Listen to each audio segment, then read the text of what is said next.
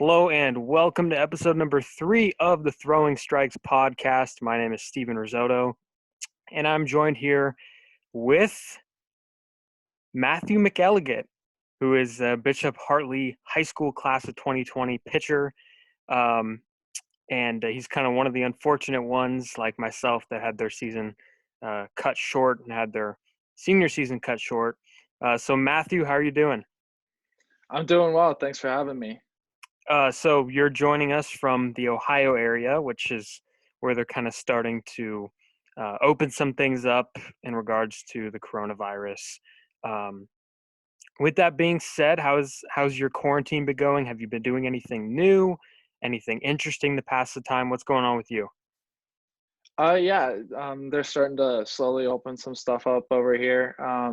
There isn't really much to do right now. Some of the athletic facilities are still closed, so trying to get out and throw a little bit and stay in shape. And like you said, been in an unfortunate situation, so just trying to stay in shape and make sure I'm ready for college season and hopefully summer ball season too. So you kind of mentioned this already, but it's probably difficult to find ways to continue to stay active during these events and staying at home and all this. But have you still been, trying to grind it out and try to find ways to stay active, throw maybe? So how's that been from a baseball standpoint, baseball activity standpoint?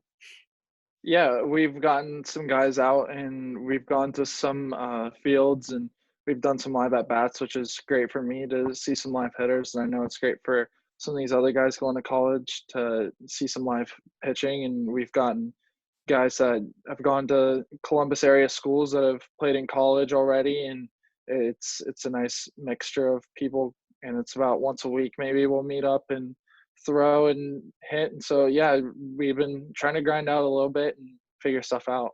Yeah, I could imagine that's huge. Live at bats. I know for me as a pitcher as well, it's nice to get some work in. So in baseball, we spend a ton of hours a day with all of our teammates, and without baseball, we're finding ourselves. I'm at least for me individually, I'm finding myself missing everyone. So is it kind of the same with you? Are you missing your teammates at all? Yeah, and like you said, it's nice seeing those guys, and now not seeing them as much. But especially from the high school standpoint, some of those guys you might not see as much anymore, maybe ever again. But with those live at bats, we have been getting together. It's a lot of summer kids and kids that have gone to Hartley or we played against those other schools. So I have got to see a couple of them, which is nice. But yeah, not seeing all of them is a little tough too, and especially just being around the baseball field and with the coaches and everything, it's a little different. So let's talk a little bit more about you coming up and growing up playing all kinds of different sports, I'd imagine. What was it about baseball that kind of stood out to you? I didn't really focus solely on baseball until probably late last year. I played hockey growing up as well. So, as you can imagine, it's jumping from one to the other with no time in between, no break. It's hockey right into throwing a baseball and then baseball right back into skating again. So, um, yeah, baseball for me, I just knew that I could pitch at the collegiate level at some point, and I just knew that my body, um, I had the nice build, like a good pitcher build, and I didn't start pitching until freshman year, so it was all kind of really late in the process. But I figured out that I kind of had a knack for it, and I just really enjoyed the mechanics side of everything and analytics and love looking at that stuff. So yeah, I just fell in love with it all over again and I just wanted to focus on that. So you mentioned hockey. I understand that that's a pretty big part of your life. Your father is actually Bob McElligott, who is the current broadcaster for the Columbus Blue Jackets. So how has that experience and learning from him shaped your mindset as an athlete?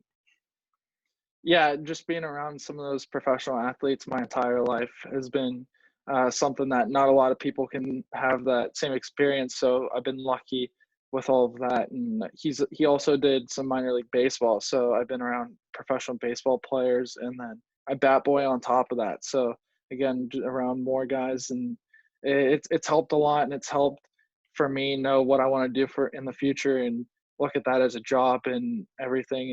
And I've really been lucky for all of that, and especially for what he's done for me with his job.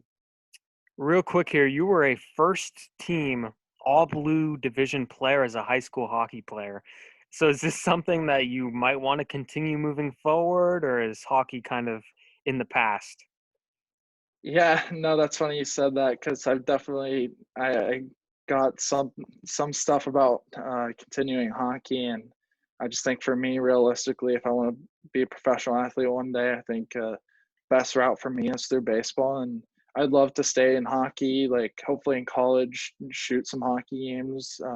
I do a lot of filming and stuff, so that's big for me, and I guess intern's the word for the Blue Jackets. I do some games now, shoot some footage for them. But I'd like to stay in it somehow, one way or another. But playing wise, probably done. So let's get to baseball. So I mentioned that you attend Bishop Hartley High School in Columbus, um, where you were a 3-year starter during the course of your career there. So you pitch and play third base, right? Actually, I was transitioning to the outfield Mm. late last year. I was going to play a little right field when I wasn't pitching, and I DH'd a lot last year as well. So I did some research on you. You played at Wright State for the Southern Ohio unsigned senior game in the summer. What was that experience like facing, I'd imagine, bigger, better competition? How was that? Yeah, it was definitely something nice. And then, PBR event, having people there to watch you, and it's nice. I enjoy that type of pressure, and especially there's kids from all over, and it's not just Columbus anymore, and it's some really good kids are there. So I mean, it's definitely a lot of fun, and the competitive level is definitely up, especially with all those people watching. It's really fun. So I saw some radar gun numbers that I want to read off here real quick for the viewers and the listeners. 82 to 85 on the fastball, 69 to 73 on the slider, 76 to 78 on the changeup. This was in the summer, so things might have changed. So what's your mentality whenever you toe the slab? What kind of pitcher are you? What's your mindset on the mound? Yeah, um, most of the time I throw a little harder than some people do. So, it's always a goal for I think every pitcher, and maybe you can agree with this, to try and put some numbers up there on the gun. You want to blow things past, but it's also nice to be able. My slider's been a great out pitch, and I love throwing that for strike three there. But I'm definitely someone who throws anything in any count. Doesn't matter if it's 3-0 and I need to throw a breaking ball, or it doesn't matter for me. So I'm just someone that relies on all my pitches and can get outs. 3-0 curveballs. I like that. That shows some true confidence in that breaking ball. So is there any team or pitcher that you watch a lot that you try to model your game after? Yeah, definitely. There's a couple. I like taking the best. So like I use the example. Luis Castillo has a disgusting changeup. So Hmm. when I started developing my changeup last year, I was watching Luis Castillo and how he's gripping that, and what his arms like going through that. Everybody knows that Trevor Bauer's big on numbers, and he does the YouTube stuff now. So it's nice watching that, and especially he's a really smart guy too. So engineer from UCLA. So, but Roy Halladay is probably the biggest one out of anyone. Just the way he handles himself on the mound, and just the way he pitched and how dominant he it's something I tried to take over after. And I mean, watching him pitch and trying to somewhat recreate that, it's kind of my goal. Yeah, I love watching Bauer too. I think he's brilliant. I know during early on in the quarantine process, Bauer tried to gather some big league and minor league players, and they tried to do like a sandlot game and stuff. And now he's Yeah. facing live hitters in like the middle of a desert. So Bauer's brilliant, and his phone number just got leaked on ESPN. So that guy, I love Bauer. Castillo was actually a San Francisco Giant minor leaguer. Then they traded him for Casey McGee, so that was a little not a good trade there. And also, Roy Halladay, there's a ESPN documentary coming out about him. So for all the viewers out there, I don't know what the date is, but I just remembered seeing that on Twitter. So what do you do on a baseball field that differentiates yourself from some of the other competitors, some of the other pitchers that you face? Yeah, I think I'm a little more out there than most people are. I guess I'm not as to myself on the mound. I think it might be more of a hockey thing, but since I'm super competitive, I show a lot of emotion. So, um, not something you see too much from a high school pitcher. But I mean, I pitched in some big games.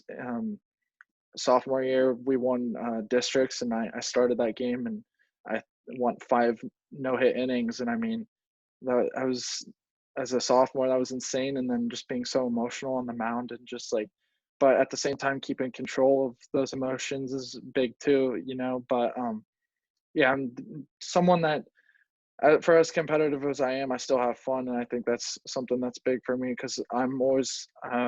I'm sure you've seen the video, the Ole Miss guy talking to himself on the mound. I'm kind of like that guy. He's screaming at himself on the mound. I mean, um, I'm always just trying to amp myself up and do as well as I can. That's great. So let's talk about high school. How has Bishop Hartley, you could talk up your program a little bit, talk up the Bishop Hartley program. How have they kind of turned you into the player that you are today? Yeah, it's crazy because going there, I didn't really. They weren't really known for baseball. They're a football school.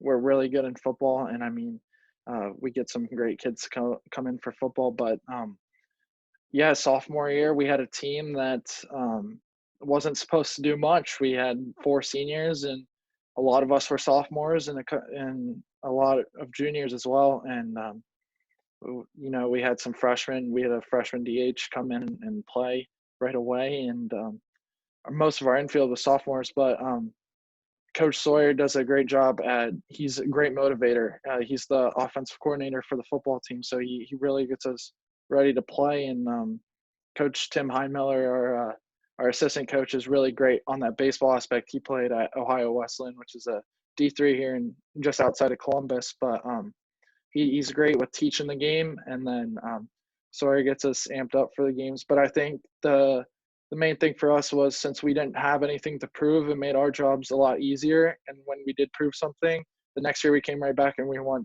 district championship game again. And I mean, I think that would have been the same thing this year. And I think we're just a good program. We're getting some good young talent, and it's really good for us. Awesome. So I'm going to show you why I wanted to share my screen because I noticed something about your school. And hold on just a second here. And you're going to know exactly what it's going to be.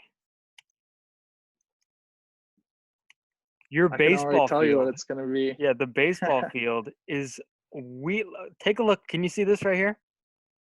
Yeah, yeah. Describe Five what is points happening in vids. this picture. Yeah, if anybody hasn't seen the 5 point video where he does the weirdest high school baseball fields, he has John Boy on it, and I know a lot of Mhm. people know who John Boy is, but he said it looks like the front of a delivery truck.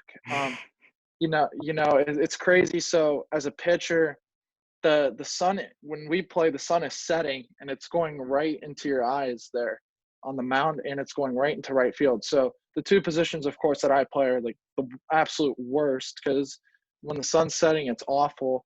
And center field's so deep, it's insane compared to just the rest of the park. um, right in the left center where it jets in, I cannot explain to you how many home runs are hit there in batting practice and in games. We probably have like 800 balls just sitting on top of our school. I mean, the locker room's that small little building right there, and then right over top is our we call that B wing. That's our sophomore hallway. So there's a ton of balls up there, and then neighborhood back behind home plate. And then the part that is also super weird is the football field kind of is combined with the baseball field in a way.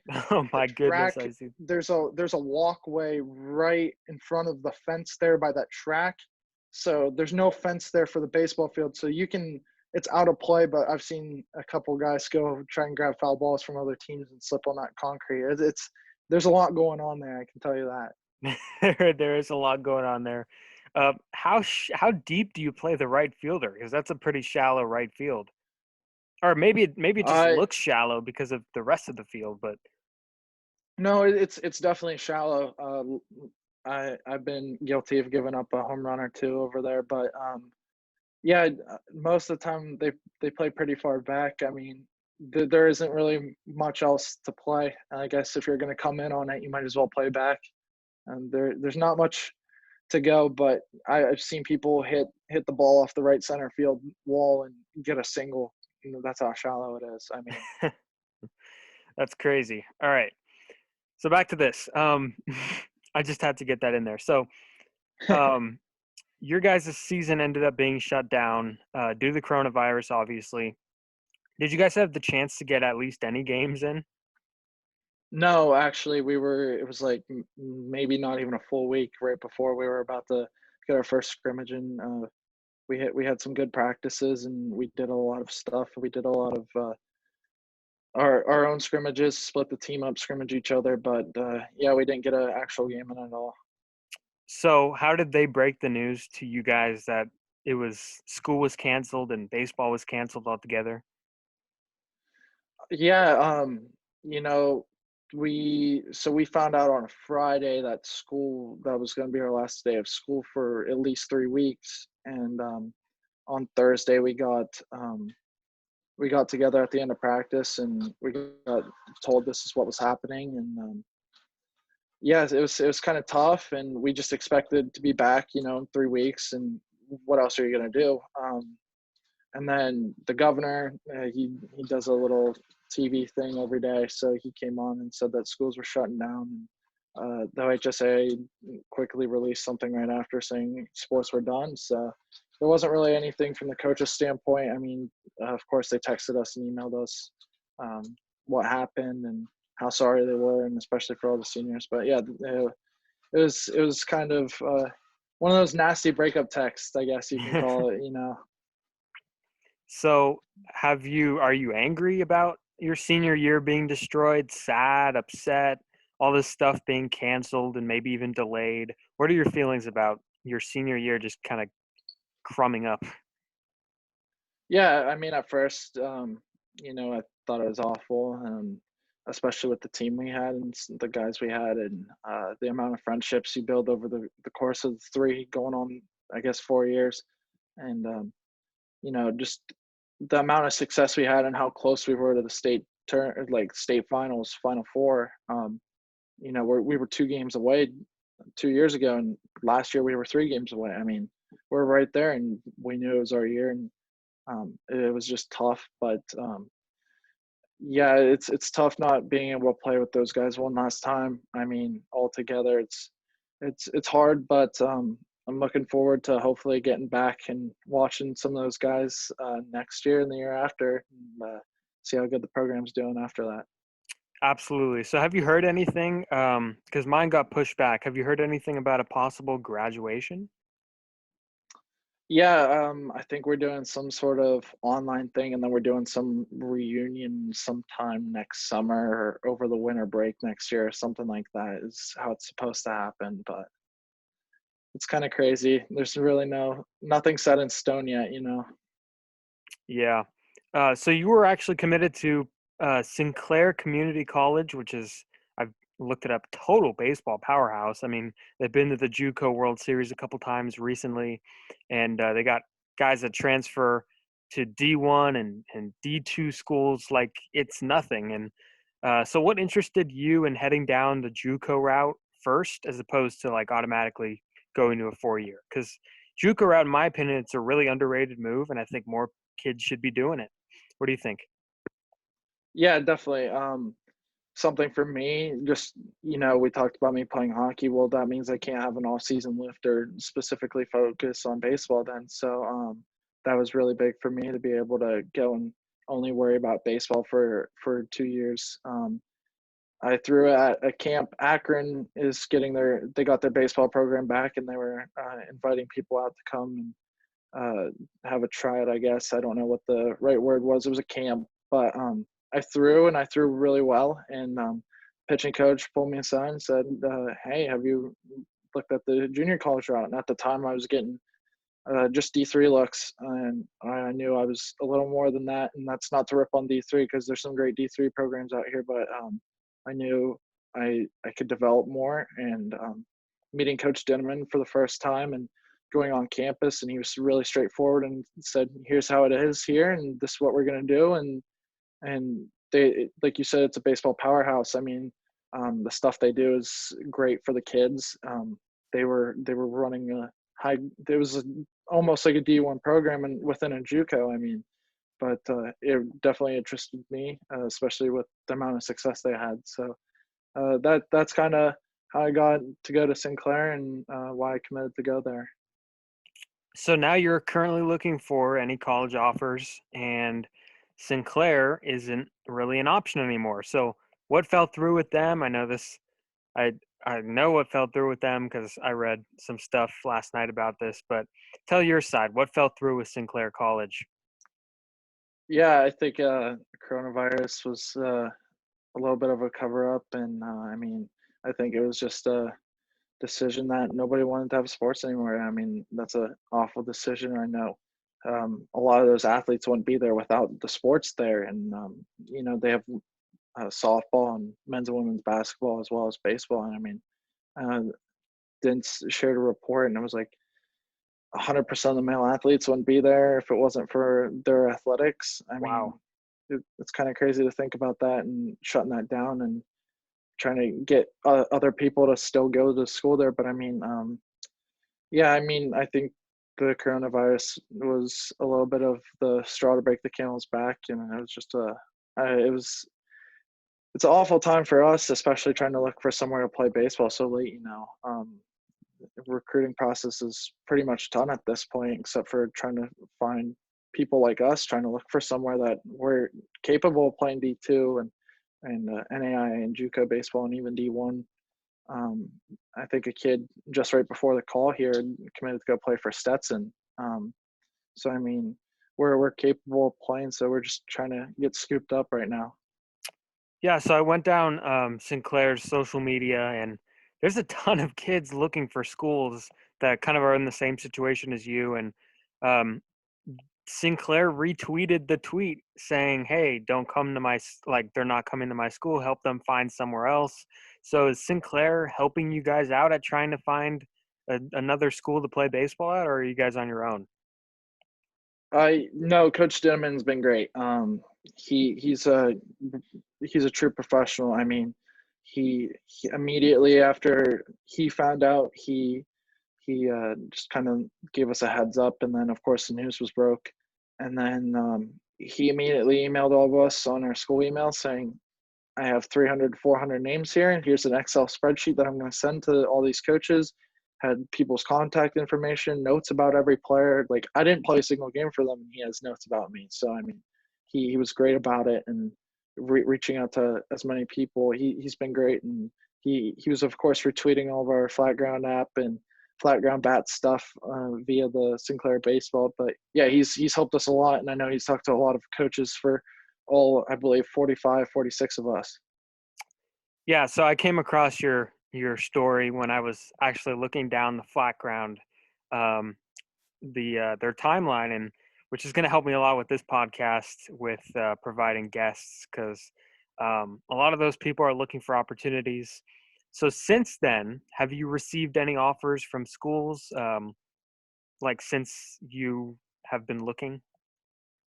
Yeah, it was kind of funny. I put out the tweet, and I got two phone calls within 5 minutes of the tweet. And like I said, my first time through the recruiting process, it was pretty much only D3 schools, and I figured I would get more than that, but I didn't. But now the second time through, it's a bunch of NAIAs and a couple D2s, 4 or 5 D2s, and some JUCOs across the country, and starting to narrow down my list, hopefully. And this is a tough situation. And realistically, you want this done by the end of the month, and just kind of push it aside and have your decision done. But yeah, I have, and a lot of the schools are schools that I wouldn't have originally thought of trying to get into or try and contact the coach for. And it's kind of funny just the way it worked out. And I think the Sinclair baseball name and being associated with Coach Dinnerman has helped a lot with that process too.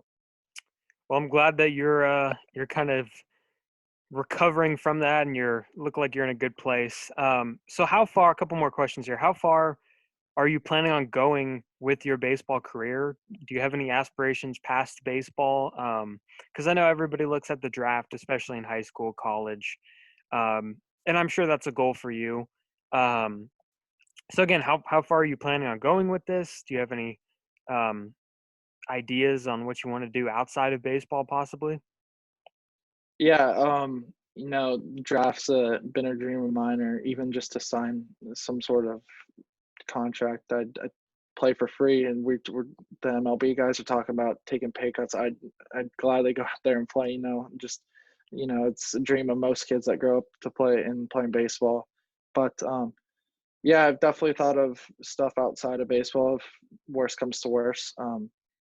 Again, we talked about earlier, me with the hockey and stuff. I do a lot of footage and filming and editing videos for stuff, and I'm sure you scroll through my Twitter, there's stuff all over the place. But yeah, I do that a lot for our football team, which I mentioned they're really good, so I like doing stuff for them. And then again, done a little work with the Blue Jackets here, so hopefully get into something like that. And if the baseball thing doesn't work out. All right, so I got three rapid fires for you. We're gonna go intentional talk style on here. Um, so first of all, what is your favorite movie? Oh, wasn't expecting this. I'll probably go for the love of the game. Or money. No, I'm gonna change that. Moneyball. I'm gonna go Moneyball. I just watched that the other day. Great movie. Um, what is one thing on your bucket list that you want to achieve this year? Touch 90. That's a good one. Um, and if you had superpowers, what would it be? To teleport. That's a good one. All right, Matthew McElligott. Remember the name, everybody. Thank you for joining me again. I'm sorry about your senior year, but it looks like you're in a pretty good place as to finding a future school. So I wish you the best of luck. Thanks for coming on. Yeah, thank you for having me. I appreciate it. All right, thanks so much. So you guys could follow the podcast on Twitter at Strikes Podcast. We're on Instagram at Throwing Strikes Podcast, and we're on Facebook too. There's no ats on Facebook, so you're just gonna have to search us up. And also on YouTube, the link will be on shortly. Actually, by the time you're watching this, the link would already be on. So I don't know what I'm talking about. All right, thanks Matthew for joining us again, and have a great one.